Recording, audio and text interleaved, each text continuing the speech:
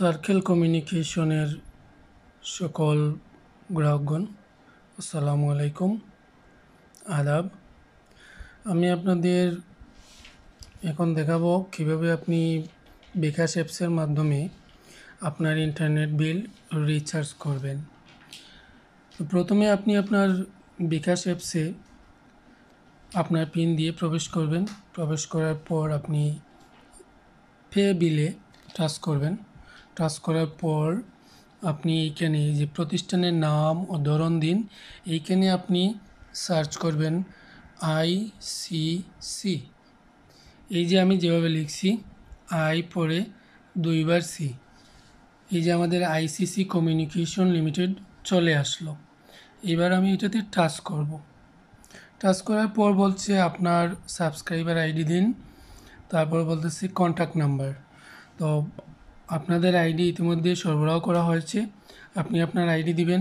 আপনাদের বোঝার জন্য আমি একজন গ্রাহকের আইডি দিয়ে রিচার্জ করে দিচ্ছি। তো আমাদের এই গ্রাহকের আইডি হচ্ছে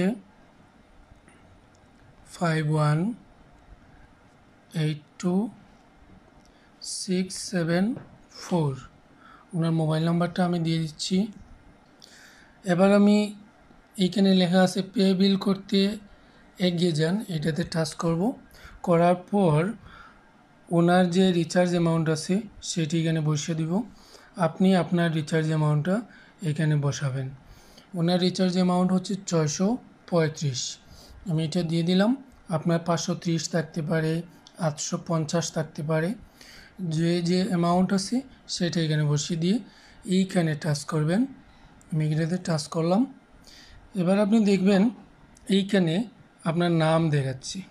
আপনি এটা নিশ্চিত হয়ে নেবেন যে যদি আপনার নাম এই আইডির সাথে মিল থাকে তাহলে আপনি রিচার্জের জন্য পরবর্তী ধাপে এগিয়ে যাবেন, অন্যথায় আপনি রিচার্জ করবেন না।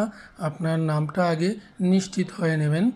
যদি নাম না দেখায় বা কোনো কারণে অন্য নাম দেখায় তাহলে আপনি আপনার আইডিটা পুনরায় চেক করে নেবেন। তো আমার এই গ্রাহকের আইডি এবং নাম ঠিক আছে, এজন্য আমি পরের ধাপে যেতে ট্যাপ করুন এটাতে টাচ করব।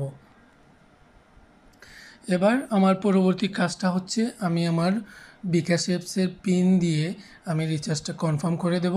আপনারা আপনাদের বিকাশ অ্যাপসের বা বিকাশের পিন দিয়ে আপনার রিচার্জটা কনফার্ম করে নেবেন। এবার পে বিল করতে ট্যাপ করে ধরে রাখুন, এখানে আমি ধরে রাখব, কিছুক্ষণ অপেক্ষা করব।